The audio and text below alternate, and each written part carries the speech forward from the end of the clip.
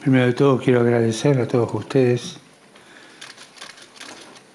que han dado este testimonio de trabajo, de escucha, de búsqueda, de buscar poner en práctica este espíritu sinodal que estamos aprendiendo quizás a fijar y que todavía no atinamos a completarlo, pero estamos en un buen camino, y estamos entendiendo cada vez más qué es esto de caminar juntos, y estamos entendiendo qué significa discernir, qué significa escuchar, qué significa incorporar la rica tradición de la Iglesia a los momentos coyunturales. Algunos piensan que la tradición es un museo de cosas viejas, ¿no? A mí me gusta repetir aquello que Gustav Mahler decía: la tradición es la salvaguarda del futuro y no la custodia de las cenizas. Es como la raíz de la cual viene la savia que hace crecer el árbol para que dé frutos. Tomar eso y hacerlo andar adelante, como concebían los primeros padres lo que era la tradición.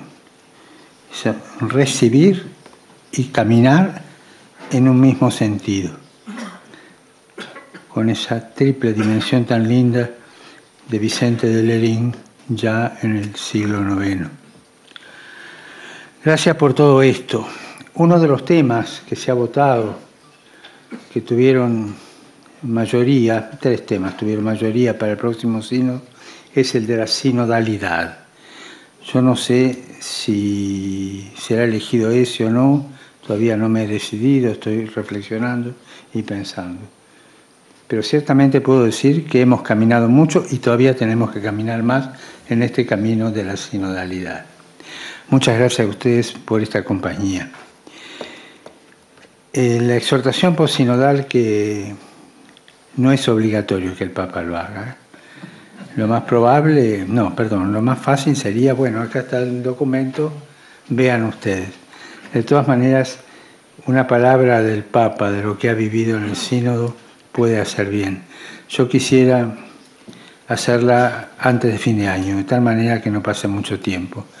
Todo depende del tiempo que tenga para pensar.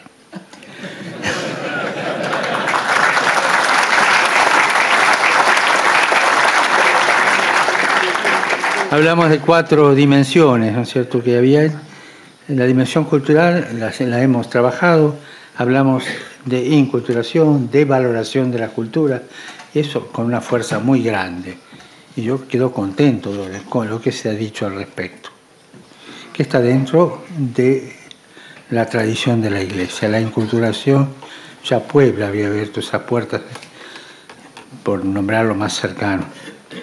Segundo, la dimensión ecológica, que quiero acá rendir homenaje a uno de los pioneros de esta conciencia dentro de la Iglesia, que es el patriarca Bartolomeo de Constantinopla. Fue de los primeros que abrieron camino para crear esta conciencia.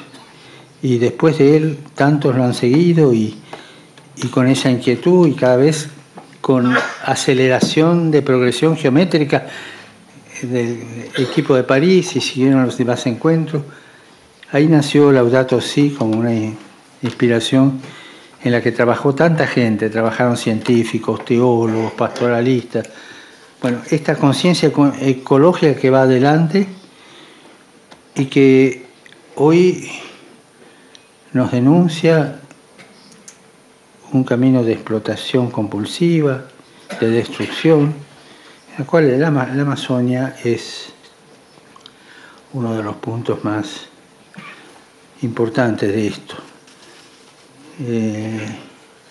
Es un símbolo, yo diría. Esta dimensión ecológica en la que se nos juega el futuro, ¿no es cierto? En las manifestaciones hechas por los jóvenes, ya sea en el movimiento de Greta o de otros, los chicos salían con el cartel: el futuro es nuestro, o sea, no decidan ustedes por nuestro futuro, es nuestro. Ya la conciencia del peligro ecológico que hay. Con eso,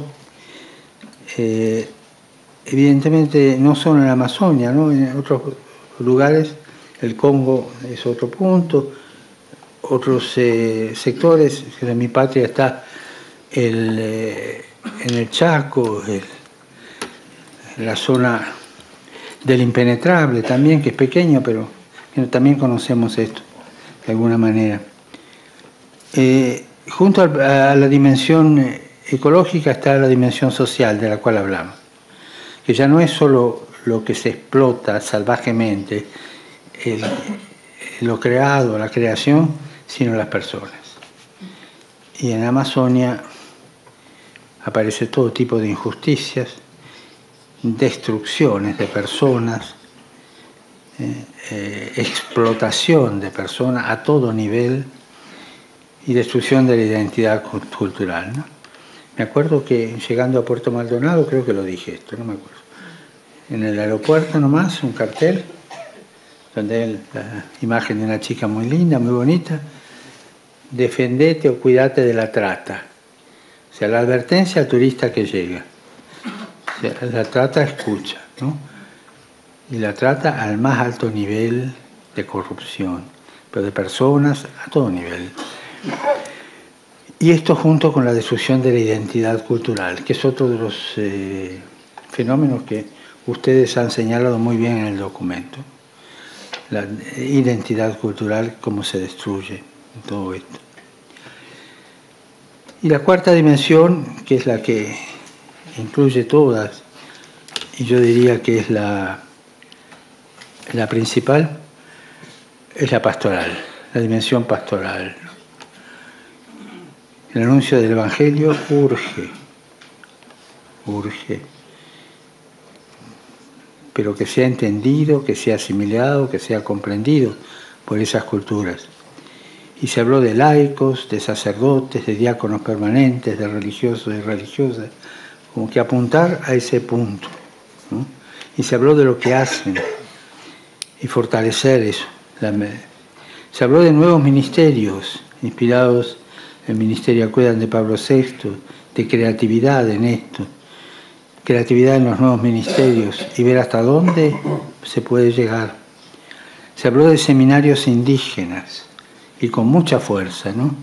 Yo le agradezco la valentía que tuvo el cardenal O'Malley para esto, porque nos puso el dedo en la llaga en algo que es una verdadera injusticia social, que no se le permite, de hecho, a los aborígenes el camino seminarístico y el camino del sacerdocio, ¿no?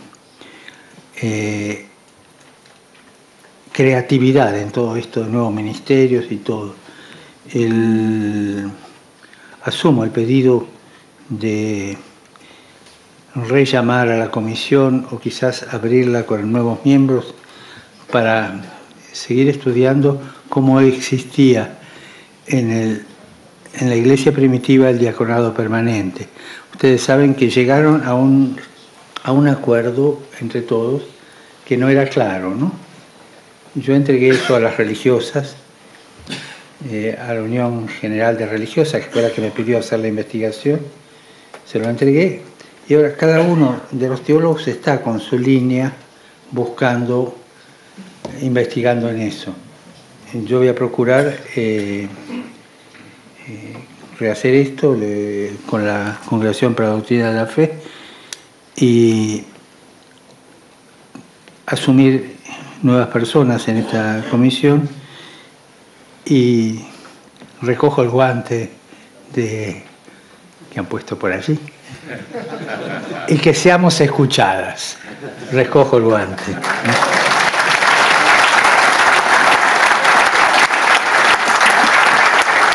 Aparecieron algunas cosas que hay que reformar. La Iglesia siempre tiene que ir reformándose, ¿no?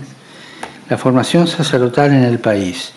Algunos países, oí decir, no en un grupo se dijo, o acá se dijo una vez, que yo había escuchado, que se notaba cierta falta de celo apostólico en el clero. de la zona no amazónica respecto a la zona amazónica. Con el cardenal Filoni hemos tenido dificultades cuando una congregación religiosa deja un vicariato de encontrar sacerdotes de ese país que tomen el vicariato, ¿no? No, claro, yo no soy para eso. Con eso hay que reformarlo, ¿no? La formación sacerdotal en el país, que es universal y que hay una responsabilidad de hacerse cargo de todos los problemas de países geográficos, digamos, de esa conferencia episcopal. Pero reformar eso, que no exista la falta de celo. Lo mismo algunos, recuerdo dos, señalaron el tema que quizás no se vea la falta de celo tan fuerte, perdón, haya falta de celo, fuerte o no, pero en jóvenes religiosos, como una cosa que hay que tener en cuenta. Bueno, los jóvenes religiosos tienen una vocación muy grande y hay que formarlos en el celo apostólico para ir a la frontera. Sería bueno que en el plan de formación de los religiosos existiera una experiencia de un año o más en regiones limítrofes. Lo mismo, y esto es una sugerencia que he recibido por escrito, pero ahora la digo, que en el servicio diplomático de la Santa Sede, en el currículum de servicio diplomático, los jóvenes sacerdotes al menos pasen un año en tierra de misión, pero no haciendo el tirocinio.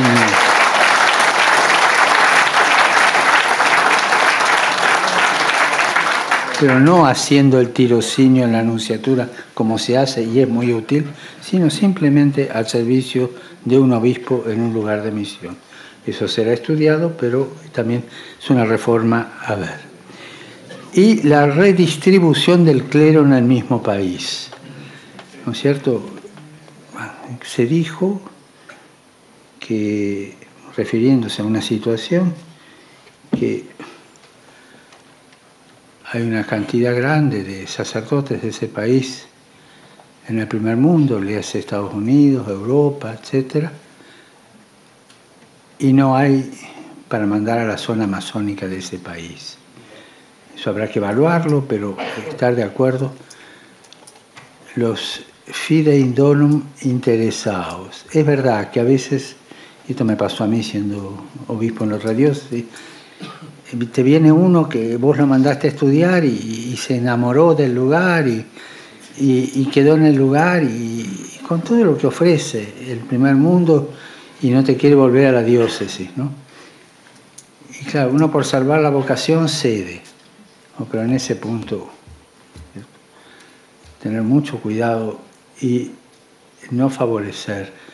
Agradezco los verdaderos sacerdotes fidei donum que vienen a Europa, de África, de Asia y de América, pero los que son fidei donum, que devuelven aquel fidei donum que hizo Europa para con ellos. Pero es un peligro los que vienen y se quedan. Y una cosa un poco triste, me decía un obispo de Italia, que tiene 3, estos que se quedaron, y que no le van a celebrar una misa a los pueblitos de la montaña si antes no les llega la oferta. Esto es histórico de acá, de ahora. Entonces, estemos alerta con eso y seamos valientes en hacer esas reformas de redistribución del clero en el mismo país. Y un punto de la parte pastoral fue el de la mujer, ¿no es cierto? Evidentemente la mujer, lo que se dice en el documento, queda corto lo que es la mujer, ¿no es cierto? En la transmisión de la fe, en el conservar la cultura. Quisiera solamente subrayar esto, que todavía no nos hemos caído en la cuenta de lo que significa la mujer en la Iglesia. Y por ahí nos quedamos solamente en la parte funcional, que es importante, que tiene que estar en los consejos, o en todo lo que se dijo, eso sí. Pero el papel de la mujer en la Iglesia va mucho más allá de la funcionalidad. Y eso es lo que hay que seguir trabajando. mucho más radical. Después se habló de reorganizaciones, se hace al final del documento, y vi que a algunos por los votos no les parecía. Organismos de servicio, siguiendo la REPAN, hacer una especie de, no sé, que la REPAN tenga más consistencia, una especie de clara amazónica, de cara amazónica, no sé, de progresar en la organización, progresar en las semiconferencias episcopales. O sea, hay una conferencia episcopal del país, pero también hay una semiconferencia episcopal parcial de una zona. Y eso se hace en todos lados. Acá en Italia está la conferencia episcopal lombarda. O sea, hay países que tienen conferencias episcopales sectoriales. ¿Por qué no los países que tienen amazónica hacer pequeñas conferencias episcopales amazónicas que pertenecen a la general, pero trabajan su trabajo? Ir organizando esa estructura de tipo REPAN, tipo CELAM, amazónico, no sé, ir abriendo, ¿no es cierto? Se habló de una reforma ritual, abrirse a los ritos, esto está dentro de las competencias de la Congregación para el Culto Divino y puede hacerlo siguiendo los criterios, y en eso sé que lo pueden hacer muy bien, y hacer las propuestas necesarias que la inculturación quede, pero siempre jueguen al desborde, siempre más allá, ¿no es cierto?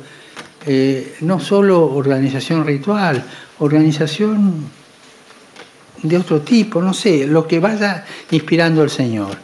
De las 23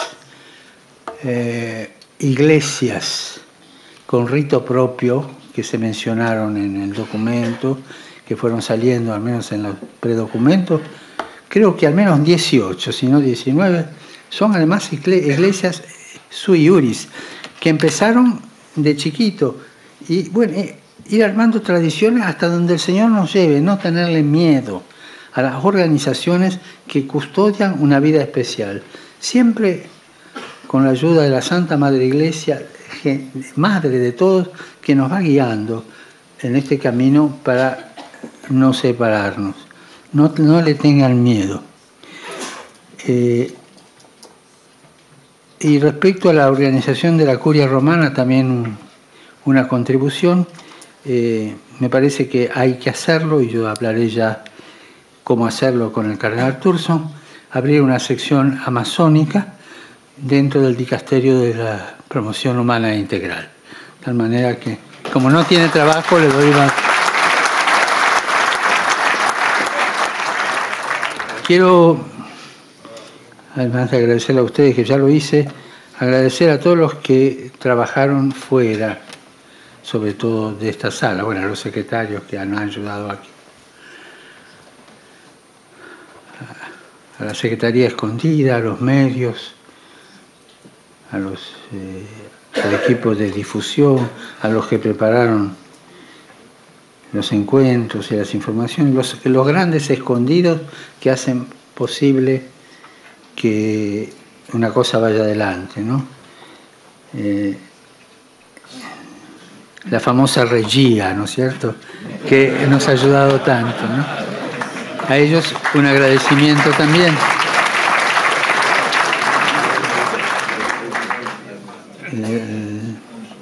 Incluyo a la presidencia de la Secretaría General en agradecimiento con todos, y un agradecimiento a los medios de comunicación, que yo pensé que iban a estar acá para escuchar la votación, como es pública la votación, por lo que han hecho. Gracias por este asunto, por este favor que nos hacen al difundir el sínodo. Yo les pediría un favor, que en la difusión que hagan del documento final se detengan sobre todo en los diagnósticos, que es la parte pesada, que es la parte realmente donde el sínodo se expresó mejor, ¿no? El diagnóstico cultural, el diagnóstico social, el diagnóstico pastoral y el diagnóstico ecológico, porque la sociedad tiene que hacerse cargo de esto. El peligro puede ser que se entretengan, quizás es un peligro, no digo que lo hagan, pero la sociedad lo pide, ¿no? A veces a ver qué decidieron en esta cuestión disciplinar, qué decidieron en otra, ganó este partido, perdió este, en pequeñas cosas disciplinares, que tienen su trascendencia, pero que no harían el bien que tiene que hacer este sínodo. Que la sociedad se haga cargo del diagnóstico que nosotros hemos realizado en las 4 dimensiones. Así que yo le pediría a los medios que lo hagan. Siempre hay un grupo de cristianos élite que le gusta meterse como si fuera universal en este tipo de diagnósticos, más pequeñitos, o en este tipo de resoluciones más disciplinares, intraeclesiásticas, no digo intraeclesiales, intraeclesiásticas, y hacer que el mundo ganó tal sección, ganó tal otra. No, ganamos todos con los diagnósticos que hicimos y hasta dónde llegamos en las cuestiones pastorales e intraeclesiásticas, pero que no se encierren en eso. Pensando hoy en estas élites católicas y cristianas a veces, pero sobre todo católicas, que quieren ir a la cosita y se olvidan de lo grande, me acordé de una frase de Peggy, la fui a buscar. Trato de traducirla bien, creo que nos puede ayudar. Cuando describe estos grupos que quieren la cosita y se olvidan de la cosa, ¿no? Porque no tienen el coraje de estar con el mundo, ellos se creen de estar con Dios. Porque no tienen el coraje de comprometerse tras los partidos, en las opciones del hombre, en las opciones de vida del hombre, se creen de luchar por Dios. Porque no aman a ninguno, se creen de amar a Dios. A mí me iluminó mucho no caer prisioneros de estos grupos selectivos que del sínodo van a querer ver qué se decidió sobre este punto intraeclesiástico o sobre este otro, y van a negar el cuerpo del sínodo, que son los diagnósticos que hemos hecho en las 4 dimensiones. Gracias de corazón, perdónenme la petulancia y recen por mí, por favor. Gracias.